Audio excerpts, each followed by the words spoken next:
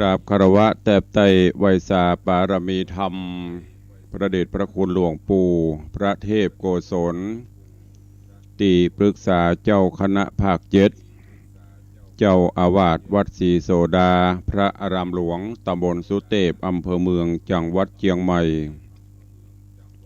พระเดชพระคุณหลวงพ่อท่านเจ้าคุณพระเทพปริยัติ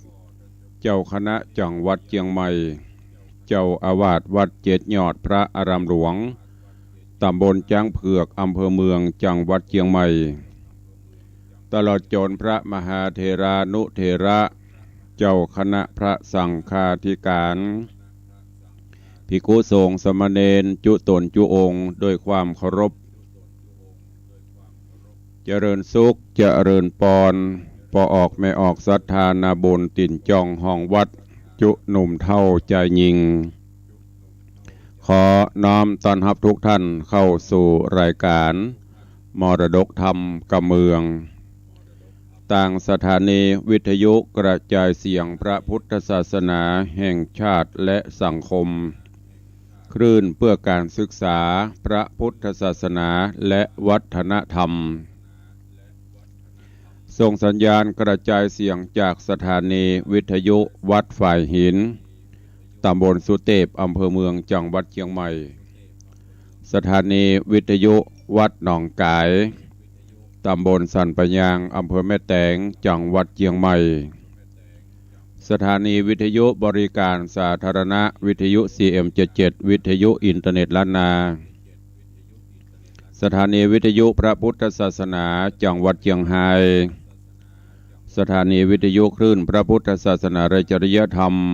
วัดพระธาตุเจ้าดอยสุเทพในระบบ FM 96.0 เมกะเฮิรตซ์ตลอดจนวิทยุชุมชนเสียงตามสายห่อกระจายข่าวตามวัดตามวาตามหมู่บ้านต่างๆพร้อมกันนี้กราบไหว้สาถวายการต้อนรับและเจริญพรต้อนรับสาธุชนญาติโยมครูบาอาจารย์จุตนจุองค์ที่ได้เข้ามาติดตามรับชมรับฟังต่างเฟซบุ๊กไลฟ์สดของสถานีมรดกธรรมวัดวังสิงคำต่างเฟซบุ๊กไลฟ์ของวัดฝ่ายหินเฟซบุ๊กไลฟ์ของ104ธรรมะคลายเครียดและต่างหน้าจอเฟซบุ๊กไลฟ์ของญาติโยมศรัทธาตี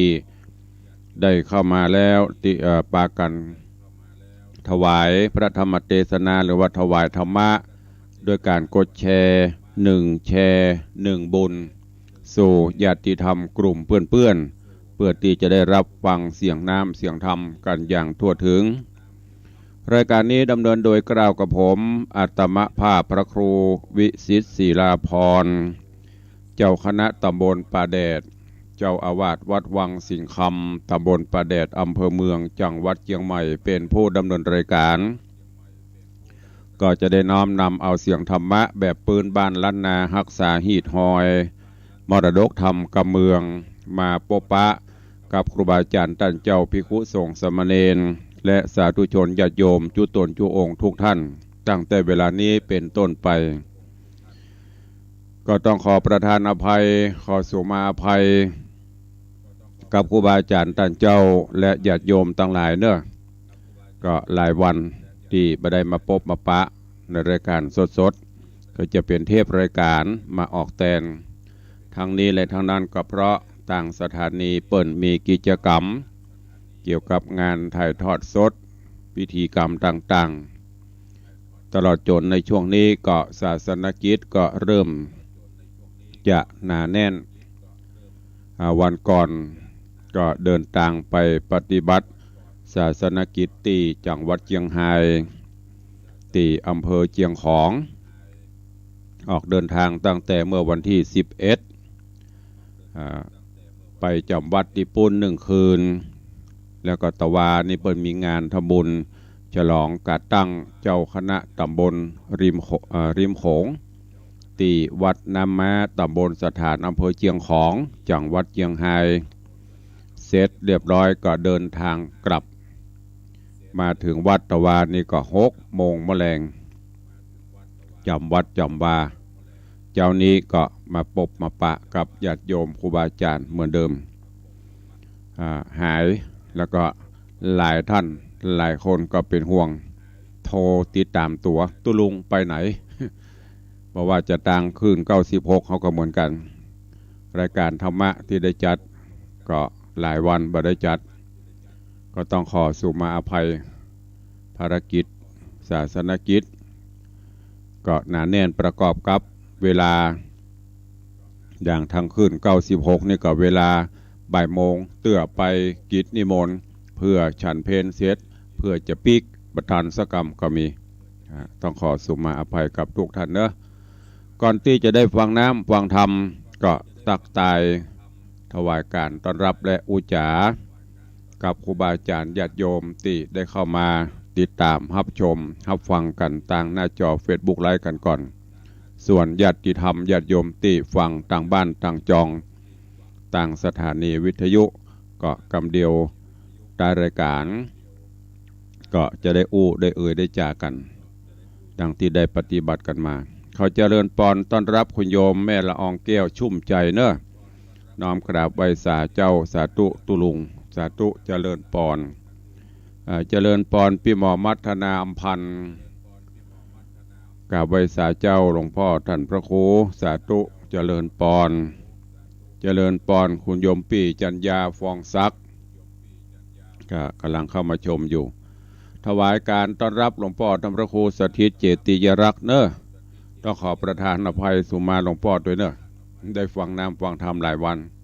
ฟังแต่มันเป็นรายการสดมันเป็นรายการแห้งคุณโยมก็เลยครูบาอาจารย์ก็เลยได้ฟังกันแล้วก็วันนี้เข้ามากันหลายเนอะ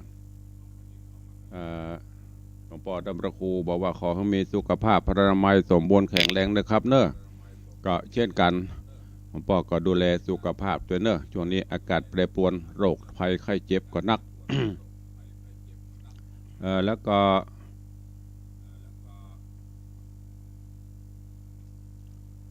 เจริญปอนปินานจรันปิยจันเนอะกราบใบสาครับตุลุงสาธุเจริญปอนขอเจริญปอน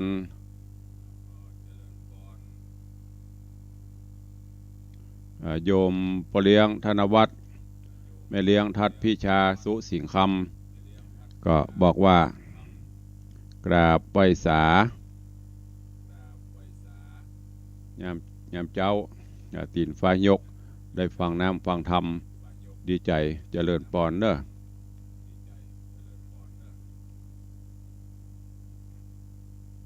เจริญปอนโยมแม่ทองคำโยมทองคำที่วงค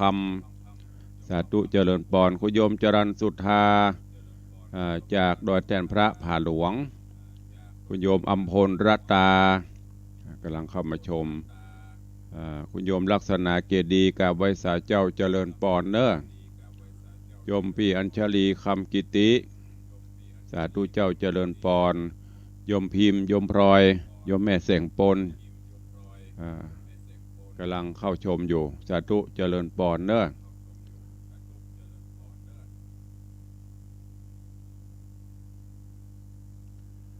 เจริญปอนคุณโยมชนจันทร์ซอนคำกำลังเข้ามาชมในรายการวันนี้ขอบคุณทุกท่านตัวนี่เป็น FC แฟนรายการที่กำลังติดตามรับชมรับฟังกันทางหน้าจอ Facebook ไลฟ์หายไปหลายท่านอยู่ มาหันบะปะกันหลายวัน FC ก็หายกันไปพ่อง แม่อุ้ยน้องแฮกเกอร์กำลังเข้ามาชมสาธุเจริญปอนต้อนรับเนอะวันนี้ก็มาฟังน้ำฟังธรรมกันเหี่ยก่อนเนาะก่อนอื่นขอบคุณอนุโมทนากับแม่อุ้ยอินชัยอุดเนอะโยมแม่อุ้ยอินชัยอุดจากแม่สาบเหนือเสมิงได้ตวาวันก่อนได้ส่งพัสดุของมาถวายเป็นกล้วยอบน้ำผึ้งแล้วก็กล้วยสาบหลายอย่างมาถวายแต่ว่าลูกเจียงของมาโยมอมอบได้รับเรียบร้อยแล้วเด้อขอบพระคุณกับโยมแม่อุ้ยอินชัยอุดตัววันนี้มาฟังกันต่อในเรื่องของหูกฟ้าแมงคานผูกที่6ตอนปลายถ้ามีเวลาก็จะขึ้นผูกที่7เป็นลำดับไป แต่ว่าโยมแม่ประณีว่าตุลุงเขาไปไหนหัวหมดอันทำก็ได้ฟังกันแล้วถือที่ม้าตายแสดงว่าติดตามจำกันได้อยู่ วันนี้ก็ฟังกันต่อมาถึงลำดับที่หกฟ้ากับลามะกำลังจะเดินทางไปติดตามหาพรหมจารีที่เมืองพรหมเมือง แทนพรหมขณะนี้ปฏิษอยู่ที่เมืองแทนหวานปฏิษอยู่เมืองแทนหวาน ก็ปรากฏว่าไปโดนมารทั้งหลายก็คือนางปทุมมาวดีกับกันธาสาวงามแห่งเมืองแทนหวานเป่าประโลม จนกระทั่งลืมตัณหากิเลสเข้าครอบงำจิตใจถึงสองเอาม้ามณีกากแก้วไปมัดไว้เอาโซ่มาล่ามม้าไว้แล้วก็กลัวม้าหนาวอากาศมันคงจะหนาวเย็นนะเนาะก็ไปเสาะหลัวเสาะฟืนมาสูมคือม้าได้หิงคืออุ่นแล้วก็ถึงสองก็ปากันไปทางหูกฟ้าแมงคานก็ไปที่บ้านของปทุมมาวดีทางรามะก็ไปอยู่กับกันธาเดึกอ่อนจรมาหนาวเน็บมาถึงสองก็อยู่ด้วยกันปุ้นในห้องในหอด้วยกันปล่อยฮือม้ามณีกากนอนหนาวอยู่หันแล้วก็ไฟที่สูมไว้ก็ปรากฏว่าเวลาลมกระโชกมาพ่องไฟมันก็ลุกพ่องดับพ่องลุกดับจนเอาเข้าลมมันแห้งไฟก็ลุกนักเข้าม้าก็ฮ้อนลามเข้าไปถึงม้าจะไปจะหนีก็หนีไม่ได้เพราะเปิ้นเอาโซ่เอาเชือกเล็กอย่างที่บอกไปอันปเลียงธนวัฒน์ว่าเมืองทะลุเนี่ยเชือกเล็กมันเปลี่ยนจะได้เชือกเล็กโซ่ ละอ่อนเดียวบุเอาโซ่เอาเชือกเล็กล่ามม้าไปไหนไม่ได้ก็ตายเมื่อแจ้งมาถึงสองก็จะล่ำจะลาทางหูกฟ้าก็จะลาปทุมมาวดีรามะก็ลากันธาเพื่อจะเดินทางต่อไปที่เมืองแถนพรหมต่อล่ำลากันเสร็จมาถึงที่ม้าเรียบร้อยม้านอนกระด้างเกิกเดึกไฟหูไปเห็นหน่อยเนี่ยจะใดกับนี่จะไปทางหน้าแล้วจะไปจะใดม้ากับหมีจะเตียวไปไหนกับบูฮูเมืองแถนพรหมอยู่ตอนใดเขาก็ยังบูฮูในตอนที่แล้วมาถึงที่ถึงสองก็มาทุกขเวทนาทุกอกทุกใจในการจะเดินทางไปหาอย่างพรหมจารีมาห้องกันท่านเรื่องราวของหูกฟ้าแมงคานจะเป็นจะใดก็นิมนต์และเจริญปอนทุกท่านติดตามรับฟังพระธรรมเทศนาเรื่องหูกฟ้าแมงคานในตอนต่อไปณโอกาสบัดนี้ นะโมตัสสะภะคะวะโตอะระหะโตสัมมาสัมพุทธัสสะสาธาโวฟังลาโสตุจนะสัพปุริสะตังหลาย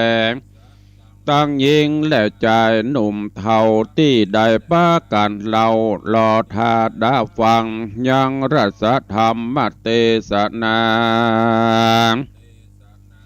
หูกฟ้าแมงคานลำดับการมาแถมแล้วเนื้อเจ้าขอเจิญศรัทธาต่างหลายหนุ่มเท่าจุงตั้งจิตใจเล่าทอมทานนอดาฟังต่อไปนานี้แหละนะตามมาทางปะกาเสนโตสัทธาอาหะสัทธาอันว่าพระพุทธเจ้าตนวิเศษจักไข่นิเทศบาลี บทหลังมีไปแจงพระจิงแสงเตสนาเป็นวรกถาสอนสั่งว่าอัปปมัตโตอมตังปะทางปมาโตมัจจุโนปะทังอัปปมัตตานะเมยันติดังเนภิกขเวดุราภิกขุตังหลายอันนั่งใหญ่เป็นถอยอันว่าความบ่ประมาทลืมตัวมันพิจารณาทีสันความบ่ประมาทนั้นเป็นหนตั้งดีผ่องแผ้วเตียงเป็นหนตั้งบ่ตายแล้วดิลีส่วนนอบุญมีแมงคันเจ้ากับตังเจ้าหนุ่มนาวรับมะเสนาก็หาเป็นก็หากเป็นผู้ประมาทลาสาเตียวมักกาต่างไกลไปสู่เขาเขตห้อมอยู่แห่งความตายเหตุนั้นดังอ่านปุกกะละผู้บ่ปุกกะละผู้ใดบ่ประมาทความวินาศชิบหายดังเหตุบำไวบ่มาไกลปุกกะละผู้ใดได้ประมาทลาสามีตนดังมรณะตายขาดดับเมียนจาติอินทรีย์มีสติหนีจากอัตภาพเป็นมนุษย์ชาติเสียดายนอนและนางตีนี้จักจ่าถึงอย่างนางบุญเรืองสาวแทนกันว่ากลางคืนนานรุ่งแล้วนางนอแก้วปทุมมาวดีกับตั้งนางสรีสุกันธาน้องไทยสองนางก็ได้อะไรหามยังสองใจมนุษย์สารหนอเต้าจริงบอกข่าวฮือนางกล่อมใจว่าฮือนางรีบไปเล่งดูอย่างสองเจ้าบุญจูยังอยู่หรือว่าสองเจ้ากว่าไปไกลดังอันจะแย้มนอนนางกล่อมใจจริงรีบไปเล่งพอหาก็ไปหันยังหนอสองเจ้าสะหายพี่น้องให้ล่ำรอมอยู่ที่ปางเศร้าแปลงหน้ามองเงาเศร้าโศกเศร้าปากันนั่งให้เฝ้าแม่อาจนายอันนอนตายเนื้อแผ่นดินแผ่นดาหันสองเขื่อตุกเต้าฟ้าพระสุธาดังจิตน้ำตาหลังย้อยตุกโศกหอยยินผ่านแม่ปุ่นอินโดสองกูแมนบอดหน่อยแง้มนอนนางกล่อมใจน้อยแห่งสาวแทนจิ้งถามเจ้าเม่งคานนอนน้าเอาว่าข้าแด่ตั้นเจ้าตั้งสองขอยาได้มองเจนล้ำตุกโกดกำจักรวาลแม่นว่าเมืองสถานตะไลโลกยังมีความโศกเศร้าเกิดตายแต่ใส่ตามบุญบาปใบของไผ่มารขอส่องจอมทันเจ้าปีโอดใจกี้เจยบานไปอยู่กับข้าตั้งหลายในเมืองแทนวานเตี้ยงเต่าฟูงหมู่ข้าจักปั๊มเลินบ่อยาจะเล่นนาตังสุตวามหาสัตโตโหยามนอนพระนอตัสปนแม่งคันเจ้ามีความโศกเศร้าเมาวนก็มีสติโตนบอดตั้งมันหัวอกสันระสายโตนพระบุญภายนั่งกลมเกลาไขตอบนางกล่อมใจบนฟ้ากัญญาบดุรานางเทวกัญญาเฮ้ยอันอยู่บนเมืองอันอยู่บนห้องเมืองแทนหวานบัดนี้ข้าขอ เปิ้งบุญสมปานแห่งหมู่เจ้าขอจุงคุณนาเล่ายังสองราขอจุงนำปาไปส่งฮื้อเถิงลงเมืองตะไรพรหม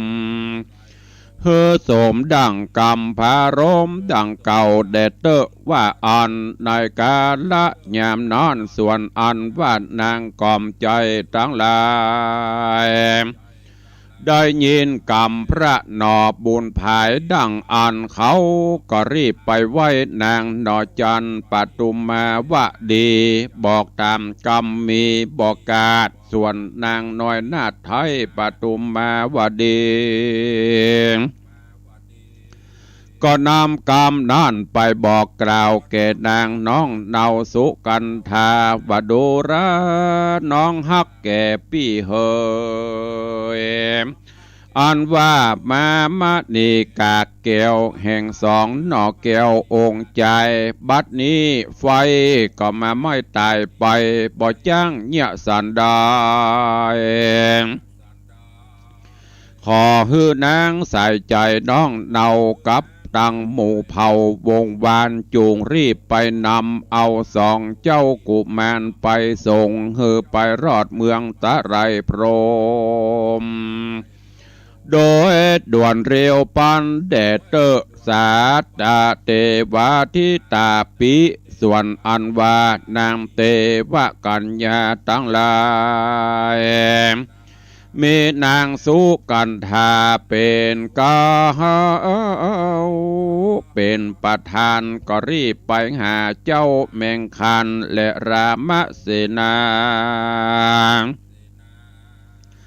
แล้วก็ปากันนำไปส่งถึงเมืองได้ฮือได้เถิงลงเมืองแทนฟ้าโดยบ่จ้าแต่ดีลีส่วนเทวทีตาปิส่วนยามนอนส่วนอันวนาเทวกัญญาตั้งหลายญาติยังใหญ่มีบอดหน่อยก็ปากันไปส่งพระยอดซอยแมงคานกับเสนาหารรามะเจ้าเข้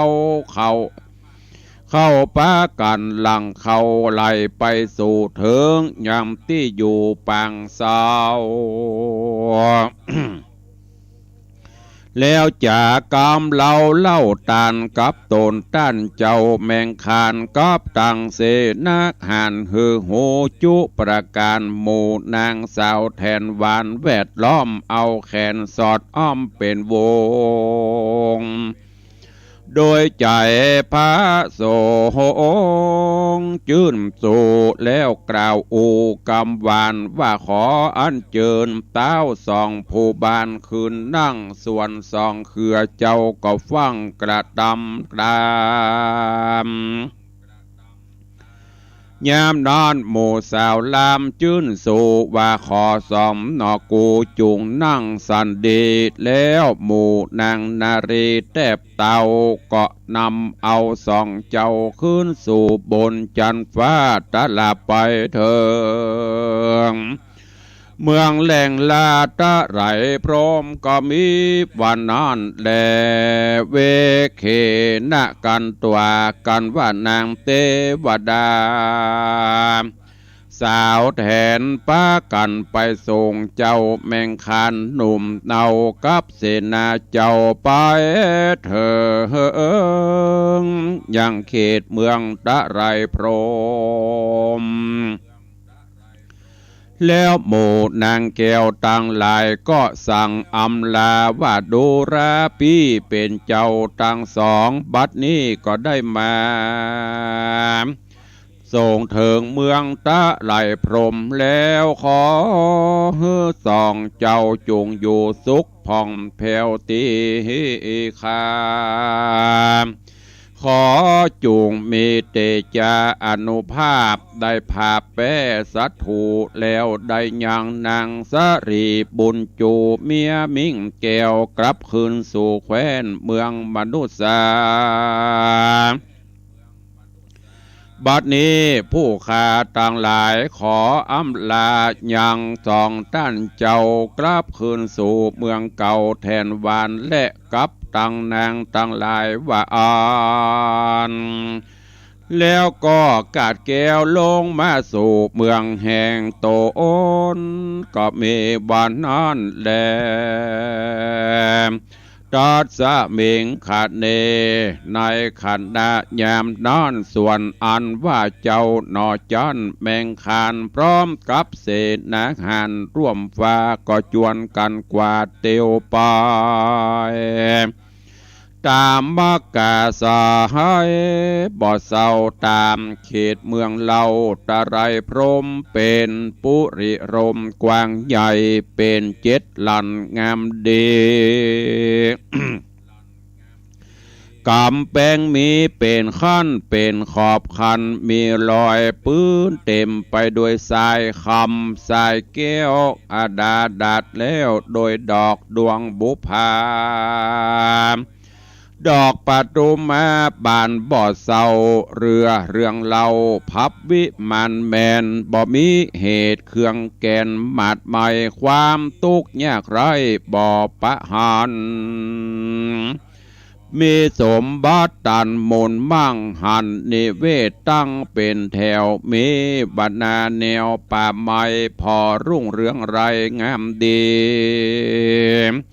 โดยโบญญาราศีแห่งตนได้สร้างมาแต่ขอกข้างบุเปน้อยอติเตปางก่อนยามนั่นพระนอนน้อยแมงคานกับรามเสนาหารแห่งเจ้าก็ปะกันเข้าสู่เมืองไปฟูงหมู่เทพไทยมวลหมู่ได้หันส่องเจ้านอกกู้เตียวมามีโสมีรูปโสภาพิษแบบเบาบ่เหมือนเขาเจ้าต่างมวลเทวดา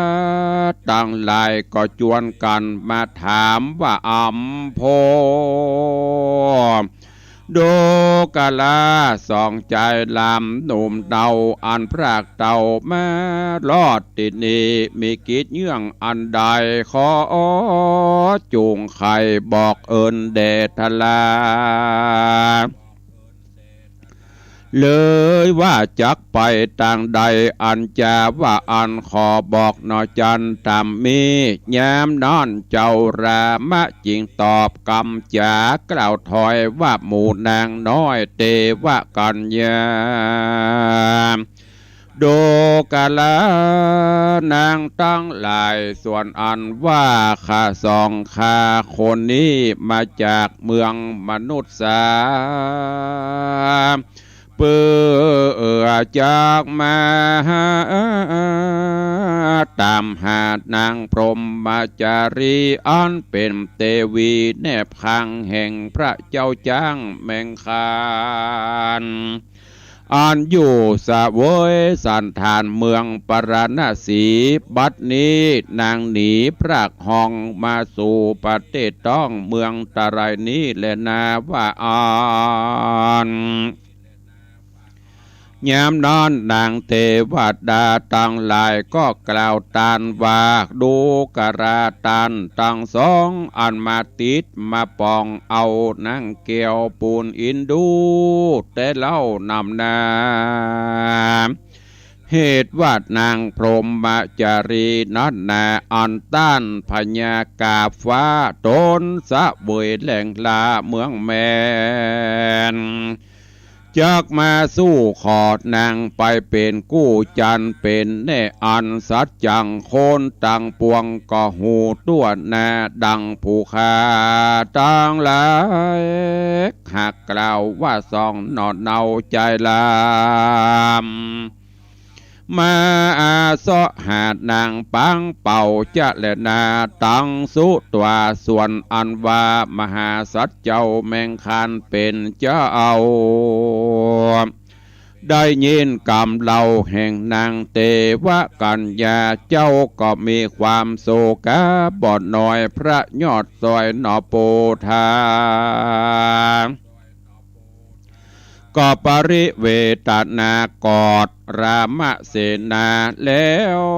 ร่ำไรหาเมียเต้าวาดนางน้องเนาเมียขวัญกูปี้วังจักได้ ปะหันจริงจะเดินมาถึงขอบขันยังเมืองนี้กูปี้ได้ยินคำกล่าวจี้ใครจะว่านางจะญากู้สะอางได้ละหนีจากขังดอมได้กันว่านางใส่ใจยังบ่มีกู้คือบ่ได้มีใจเชื่อผู้ใดมาขอนางปอโอดใจอยู่ท่าบ่เนอเอิมจะกูปีจักไปเถิงขอสรีบุญเรืองน้องเนาอยู่ท่าพี่เจ้าจักไปตามหานางจะและนา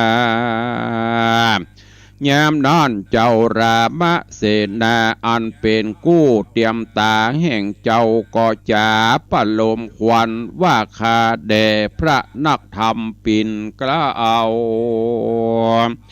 อันว่ากรรมโบราณกล่าวอ้างว่าคนน้อยโลกกว้างปารายังมีโม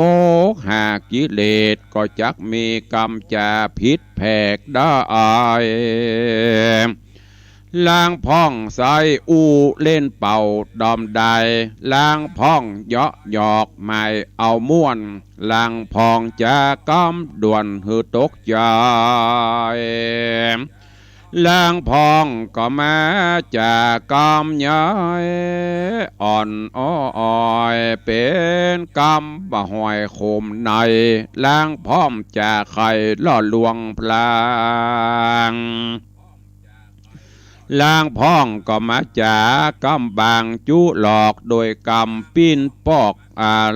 ลายเหตุดังอันขอพระบุญภัยเป็นเจ้าอย่าได้เชื่อกำร้ายกำเบาแดดเตอะว่าอันตัดสะตังกะทังสุตัวยามนอนพระมหาสัจเจ้าแม่งขานได้ยินคำสารแห่งรามเสนาเจ้าหากมากล่าวเล่าไขสารตนพระเจียงคันดอกแก้วก็มีใจผ่องแผ้วชื่นคืนมาแล้วนอโปธาเป็นเจ้าก็จวนเอาเสนาปากันไกลกาต้องเต่าเตียวไปตามดังมโนในหากขนิ่งหูเปื้อว่าจักไปสู่หอคำแต่ใส่แยมนานส่องพระนอดไทยก็ไปหอดเถิงยังได้เขตเมืองจันทร์องอันงามเรืองรองผ่องแผ้วประดับโดยแก้วมณีวันรัศมีมันรุ่งโรจน์ผาศาสตร์ใสโสดเรืองราย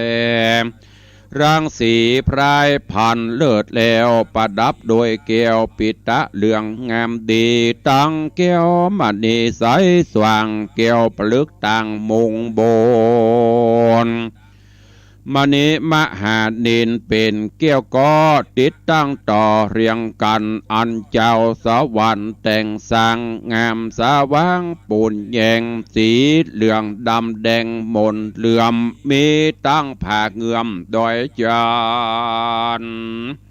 เป็นแดนอารันป่าไม้มีบ่อไรถมทองยามเมื่อเจ้าต่างสองเตี้ยวแอวก็ได้หานนางเกี้ยวกัลยาณีทาลงสรีโสภาอ่อนอ้อยส่องใจนอนน้อยพอไปมา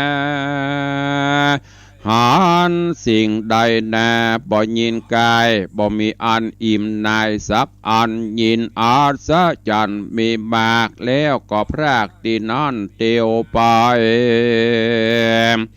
ก็ไปหานใส่พระราศีท่านทะสารสีใส่ท่านเจ้าจริงจวนกันเข้าไปนบขับไว้น้อมวันตากราบไว้สาว่าข้าแด่ปอดไทยละสีเป็นเจ้า ผู้ฆ่าลูกเต่าตั้งสองเตียวมักกากองมาลอดยังที่อยู่เจ้ายอดจอมธรรมขอพระจุงมีกรรมคุณนาผายโพดแก่ข้าสองโสดดิลีบัดนี้ผู้ข้ามีกังวลลำบากได้ปัดพรากเมืองมา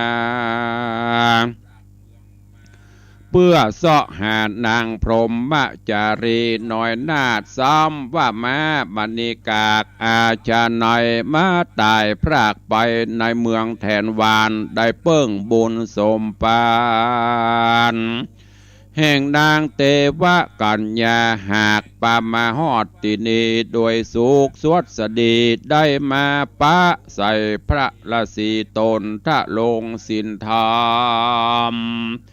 วิเศษผู้ข้าต่างสองขอน้อมเกล้าเกตเกษาน้อมถวายปูจาต้านเจ้าเอาขอจุงได้โพดเราผ่านนี้แล้วเมตตาไม่ทีหับไว้สั่งสอนให้สัตศีลและมนยำแก่ผู้ขาตั้งสองอันไหวนาเข้ามาหานี่แหละนาเนติตังขีญาสังวันนาวิเศ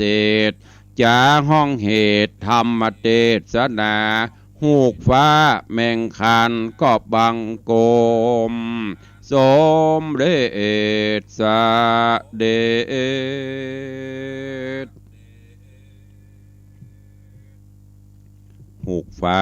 แมงคานลำดับการมาถึงยังผูกทวนที่7ตอนที่1ผูก6จบก็ลวดต่อขึ้นผูก7โดยเวลาเพียงเท่าอี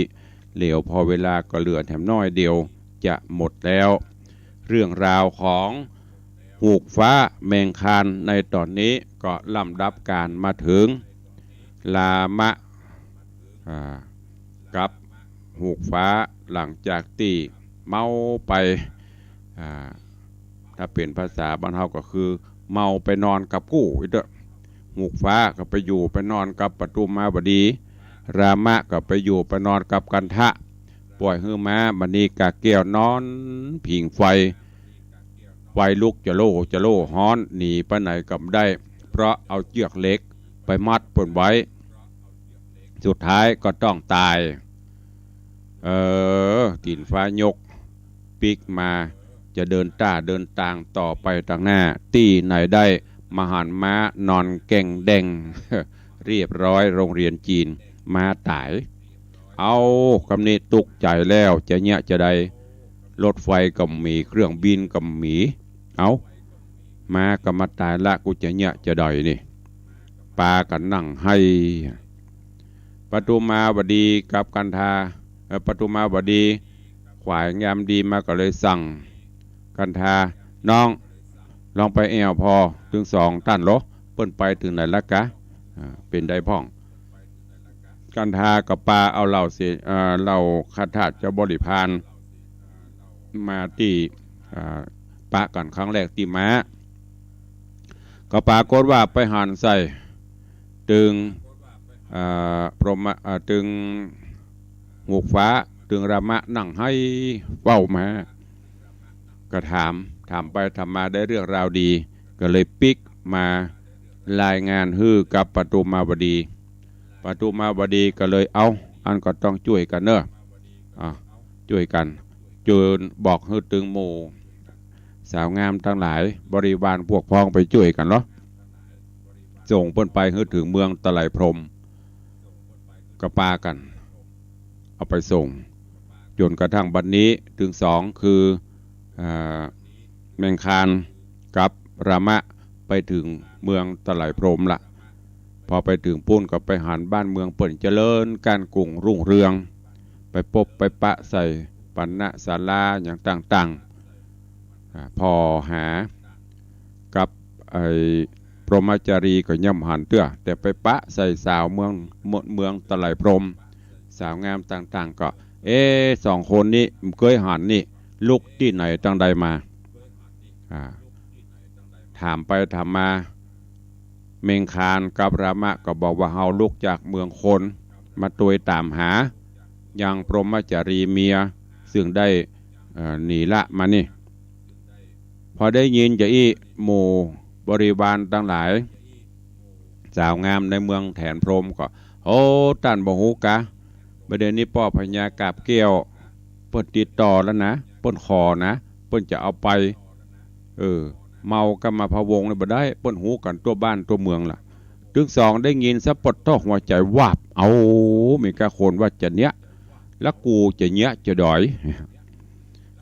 แต่บรรละความเพียรพยายามในก็มาแล้วละไอ้อย่างจะเกิดก็คือมันเกิดจะเป็นจะได้ก็คือมันเป็นถึงสองก็เดินทางไปไปพอตะเมืองตะไหลพรมก็ไปปะใส่อาสลมพระฤาษีตอนนี้ไปปะอาสลมพระฤาษีก็ปากันไปกราบไปไหว้ปารมีธรรมพ่อฤาษีเพื่อที่จะไปขอพ่อฤาษีคือสั่งสอนศิลปะวิทยาศิลปกูลมนต์ยำต่างๆคือ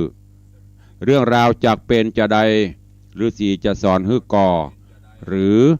จะมีอะไรอย่างเกิดขึ้นกึบถึงสองแหมก็ให้ติดตามฟังกันในหูกฟ้าแมงคานในตอนต่อไปตอนนี้ก็ขอโป่งวางไว้ด้วยเวลาเพียงเท่านี้เพราะเวลาแถมเหลือแถมน้อยเดียวจะหมดละก็เดียวบ่ได้ตักได้ตวายได้โอได้จ๋ากับหน้าใหม่ก็จะน้อยจ่วยหมะสาธาฟังหลายวันบ่ได้ฟังวันนี้ฟังมาแล้วป้อมตักกันอีหมะก็ขอโป่งวางไว้แต่เพียงเต้าอีก่อนเนอะวันนี้ก่อนที่จะได้ได้ได้จ๋าก็ขอบคุณกับทุกท่านเนอะว่าครูบาอาจารย์ท่านเจ้าพระเจ้าประสงค์องค์เนนจุดต้นจุองค์ที่เป็นกำลังใจเข้ามาชมมาฟังมาคอมเมนต์ก็ดีตลอดจนป้อออกไม่ออกศรัทธานาบุญทุกท่านเนอะที่ได้ให้กำลังใจติดตามมาโดยตลอดและที่สำคัญได้ร่วมโมทนาบุญกับทางวัดวังสิงคำมาโดยตลอดก็ต้องขออนุโมทนาบุญขอบคุณตัวสำหรับญาติโยมที่ให้หอมบ่ว่าจะเป็นการทำบุญถวายทานต้นเงินต้นทองเมื่อขึ้นต้นปีใหม่มาและตุลุงบอกว่าจะส่งปฏิทินไปก็ตอนนี้กำลังเริ่มจะจัดส่งไปเนอะไม่เป็นไรไปบอกตุลุงปีใหม่เข้ามาไปได้เดือนนะใจเย็นๆเพราะภารกิจมันเยอะก็จะมีปฏิทินมีของวัตถุที่ญาติโยมศรัทธาได้ร่วมส่วนท่านที่ไม่ได้แจ้งบ้านเลขที่หมู่ที่อยู่มาก็ต้องขอประทานอภัยนะไม่สามารถจัดส่งไปฮื้อได้เพราะมันไปบ่ถึงอันนี้ตุลุงบอกฮื้อเวลาไปทำบุญหรือไปนี่อย่างกระจังใส่บะจื้อใส่หยังไว้เหียเนอะเพื่อบางท่านก็เป็นอย่างนั้นตุลุงที่ว่ามันเป็นอย่างก็เพราะกลัวบุญจะย้อนไปย้อนนั่นเป็นอย่างหนึ่งก็คือเป็นส่วนดีอย่างเวลาต่างบางเตื้อต่างวัดทุกเจ้าพนายเปิ้นคืนหอดใครตอบใครแตนบุญคูณศรัทธาจะส่งอย่างไปฮื้อก็บ่ได้เพราะมันไปบ่ถึงหรือแฮมอันหนึ่งเพื่อเทพบุตรเทวดาเปิ้นจะไปแอวไปพออย่างที่ในธรรมไปจังหวะหรอเปิ้นไปเรียบโลกพอโลบ้านนี้เมืองนี้ทำบุญสุนทานก็บ้านไผ่พ่องถ้าเรามีบ้านเปิ้นก็จะไปตรวจพอหรอ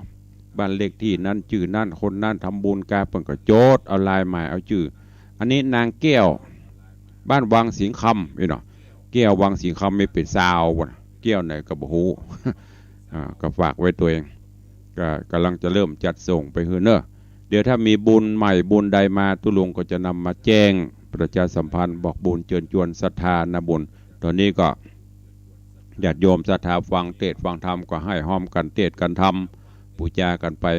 วันก่อนวันที่9เราไปทำบุญถวายทานพระป่าที่สถานีเนอะก็เรียบร้อยปริปุณังไปในส่วนของของตุลุงกับของญาติโยมศรัทธาที่ฝากมาตุลุงได้นำไปถวายปริปุณังเป็นที่เรียบร้อยละเป็นจำนวนเงิน 10,000 บาทศรัทธาหอมบ่ถึงนอกนั้นก็เป็นของตุลุงก็มีของโยมปเลี้ยงธนวัฒน์แม่เลี้ยงทัดพิชาก็ไปถวายส่วนตัวท่านพอตัวแหม5 ปันข่าวก่อนเขาก็ไปถวายละหมื่นป่ายถึงของปเลี้ยงตัวก็ขอบคุณเนอะที่บละบอกว่างกันมีได้ก็ช่วยกันไปก่อนที่เขาจะได้ไปตักตายหน้าไม้ก็ขอ ย้อนไปที่หน้าจอแห่งกรรมเนาะโยมเพิ่นเข้ามาติดตามเดี๋ยวว่าจะน้อยจ่อยแห่งวะก็ตะกี้เขาจอดกันที่โยมแม่อุ้ยน้องแฮกเกอร์เนาะต่อมาด้วยโยมสุนีกองบุญแล้วก็มีท่านเจ้าพระครูสิริวชิโรภาสสาธุหายหลายวันรวยๆ แต่ว่าก็ไปเจียงของ ไปเจียงของก็ไปเจียงของก็ไปอ่างน้ำโขงเนาะไปกินไปตานไปห่วมเปิ้นได้ตุปีตุลุงไปห่วมเปิ้นไปเป็นกำลังใจเพราะว่าเปิ้นเคยอยู่เคยรู้จักกันเปิ้นอุตส่าห์เดินทางลูกเจียงของมานิมนต์เนาะเฮาก็จะเป็นต้องไปน้ำจิตน้ำใจไปหากันบ่ได้ต่างแอวต่างไปพักสมองไปนอนปุ่นม่วนดีบรรยากาศเปิ้นเย็นนะนอนพักรีอย่างเปิ้นห้องโรงแรมข้างวัดสะดวกสบายหิมน้ำโขงมาเจ้าตื่นเจ้ามาปดตอกฝั่งลาวเปิ้นประกาศหยึกเฮาปีเปิดได้ว่ากระลวดเล่าให้ฟังเนาะที่ไปตั้งปุ่นเพื่อประกาศมันอยู่บอกอย่างนี้อย่างวางสิงคำกับตำนักเนี่ยหลายปุ่นเปิ้นประกาศเสียงตามสายมาเจ้าหยึกอยากเขาเป็นดีม่วนเย็นสบายน้ำโขงเปิ้นก็ใสสะอาดบัวลอยบัวเลยขี้เงี้ยตึ้มหันไหลอย่างน้ำปิงเขานี่เนอะก็ลูกปุ่นละมาพอเฮามันคนละโลกนะของเฮานี่ปดโตบัวลอยกล่องโฟมไหลลูกแล้วทางฝั่งลาวพวกประกาศเลยวันนี้เนี่ยก็วันที่11เดือน1ปี2022เนี่ยเพิ่มจะว่าของเฮานี่ถ้าของเฮานี่วันจันทร์ที่21เดือนมกราคมพุทธศักราช2550เนี่ยเปิ้นว่าอีกเนาะของเปิ้นนี้ฟังเปิ้นน่ะเปิ้นว่าเหรอวันนี้วันที่13ยังตะว่าวันที่12เจ้ามันนะวันนี้วันที่12เดือน1ปี2022เขาว่า2021ฟังแล้วก็ม่วนดิยึกยักโอ้ราคาวัดหิมวัดศพสมแฮมเปิ้นตีละครังมาเจ้าปิ้งปังโอ้บรรยากาศม่วนเพราะจะบ่มาแล้วเนอะมันจะลวดอยู่เจียงของพุ่นน่ะคือตึงหาเหมาะก็เลยต้องรีบกลับ นี่ก็แจ้งให้ทุกท่านแล้วก็มีโยมสุภาพคันนาเจ้าหน้าที่เรือนจำกลางจังหวัดเชียงใหม่เจริญปอนเนอะโยมปีโยมพลอยโยมพิมพ์เข้ามาชมตัวขอบคุณอนุโมทนาโยมเน่งประกิตแล้วก็ท่านเจ้าสิทธิชัยอินทวโนสาธุเจ้ากาบไว้สาครับเช่นเดียวกันเนอะนี่เป็นตั้งหน้าเฟซหน้าจอกำลังใจต่อไปก็ไปตั้งหน้าใหม่ไข่กึดหอดไผ่กึดเติงหาตุลุงเดี๋ยวเวลาแหม7 นาทีจะได้อุจจาตั้งหน้าใหม่เข้ามาได้เนอะ0817836540หายไปหลายวันพ่อไผ่จะกึดเติงหาพ่องเข้ามา0817836540มีไหมเข้ามาได้วันนี้เจริญปอนปเลี้ยงธนวัฒน์สุสิงห์คำไม่สาคูบาท่านเจ้าเด้อไม่สาเอฟซีเอาตัวไปได้ยินหลายวันก็เติงหาเนื้อมาเอวน้ำโขงเนาะจวนไปเอวบ่ไปหรอกการบ้านก็มีครับม่วนดีสบายเย็นดีไปชาร์จแบตเตอรี่เย็นสบายเนาะเอาพญาเต่าคำหันเอามาแล้วกันพญาเต่าคำตัวเบลนั่นได้ทำไหมว่ามีรถมียานมาวัดบางสีคำรถจอดได้2-3 คันเหรอยานนาสเปาผมมาเถอะเดี๋ยวมันจะมาบ้านนายก็ได้หรอก็ได้ถึงได้ยานสาธุอนุโมทนาม่วนเนาะครับเพื่อละใส่ดีครับเพื่อครับไว้บุญรักษาสาธุขอบคุณโยมปเลี้ยง นวัฒน์สุสิงห์คำเป็นกำลังใจไปเอวเพิ่นก็โทรหาคือกำลังใจตัวก็ขอบคุณตัวโอ้ถ้าเป็นว่างเนี่ยเอาไปเอวตัวกันม่วนดีเดี๋ยวสักวันก่อนจะจัดทัวร์ปลาไปเอวถ้าจะม่วนดีพักผ่อนเจริญปอนครับท่านพระครูอยู่จากแม่ออนครับผมคิดเติมหาขนาดเลย2-3 วันอ่ะสาธุขอบคุณเด้อนี่กำลังใจตลอดนะครับอนุโมทนาจากแม่ออนเจริญปอนถ้าขึ้นเติงหาบปะกันก็ใส่กันท่อมเพียวัน5 บาท10 บาทเด้อกำลังมี2 สาย1ปอเลี้ยงสายที่2จากแม่ออนพอหรอมาจัดรายการได้เป็นอาทิตย์ไผขึ้นเติงบอกหายหมดเนาะไปทางอื่นหมดอันนี้มันดึงแฟนเขี้ยวแท้เนี่ยเจ็บวันแท้โอ้ยแม่อุ้ยบัดดีร้านเด้อโทรศัพท์อุ้ยนะจะซื้อไปถวายสักเครื่องนั่นเจริญปอนแม่ครูฮัลโหลไว้สาเจ้าฟังอยู่นะเจ้ากูเติงหันนะเจ้ากันไปเอวจังของม้วนเนาะม้วนกูเติงหันแม่ครูตัวเจ้ากาแฟไปเราพูดม้วนตั้งหน้าตั้งหลังพอมาขึ้นถึงกันล้อถ้าไปแหมความได้15 วัน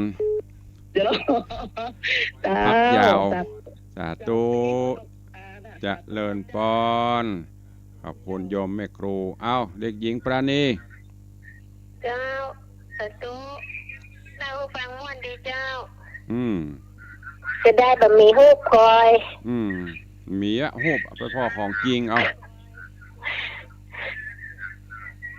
สาธุเดี๋ยวมีเวลาก่อนเนาะFC ไปแอลหลายๆคนมีเวลาจะปาไปขึ้นเครื่องบินไปลงสนามบินสาธุขึ้นเครื่องบินไปเลยเจ้าไปลงสนามบินเชียงไฮ้แล้วเราเหมารถทัวร์เชียงไฮ้แอลสาธุอนุโมทนาบุญรักษามีสายต่อไปไหม0817836540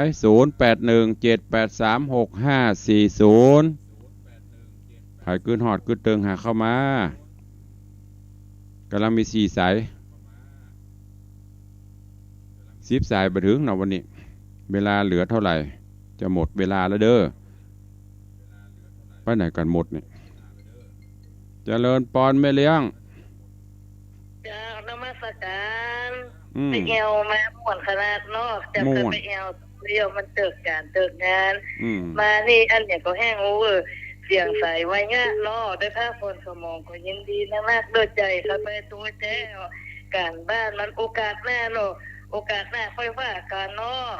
ปิดบ้านสัก3 เดือนเนาะเอวเจ้าพาฉันไปเอวแล้วกำไรชีวิตอย่นมัสการบุญบุปอาสาเด้อเจ้ารู้ได้เป็นกำลังใจนะคะสวัสดีค่ะสาธุอนุโมทนาเจริญปอนสายต่อไปนมัสการบปะกันหลายวันไปทางใดไปเจียวของมา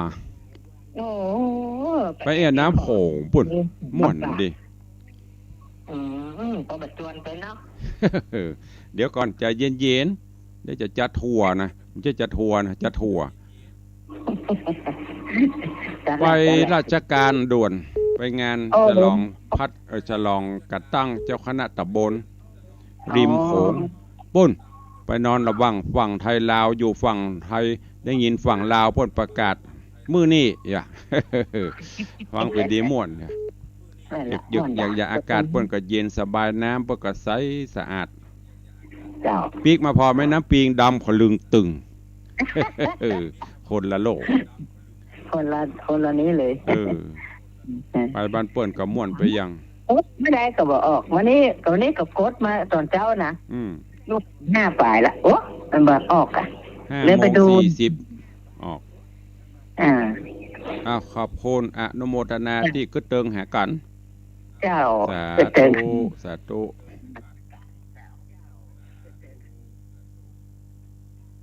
สีนวลบ่ได้แต่ว่าได้คอยเพิ่นได้ไปพอแม่น้ำโขงกะไปแอวพอกำม่วนดีน้ำเพิ่นอาจจะกว้างเนาะน้ำเลยใสเนาะก็หมอกบ้านเฮานะกะเหมือนเดียวกันนะแต่เพิ่นดูแลดี อ้าวสาธุอนุโมทนาเนอะมีหยังก็ เจ้าบ่มีหยัง อ้าว แต่ว่าบัดติดเต้าโหบัดใจ สาธุขอบคุณหลายๆอนุโมทนาเด้อ แล้วนมัสการเจ้า เวลาหมดเวลาขอนำลาจากทุกท่านไปก่อนเนาะตะเล6:07ละวันนี้กับบันแน่เนอะก็รวดสวัสดีกับพี่น้องต่าง96ตัวต้องขอสุมาอภัยหลายวันไม่ได้จัดไม่ได้ปะกันเนอะเอาละเนาะเวลาหมดเวลานำรายการจากทุกท่านไปก่อนปะกันใหม่วันต่อไปอยู่ดีมีสุขเหมือนกันจุตนจุองค์จุผู้จุขนเนอะจัตตาโลธ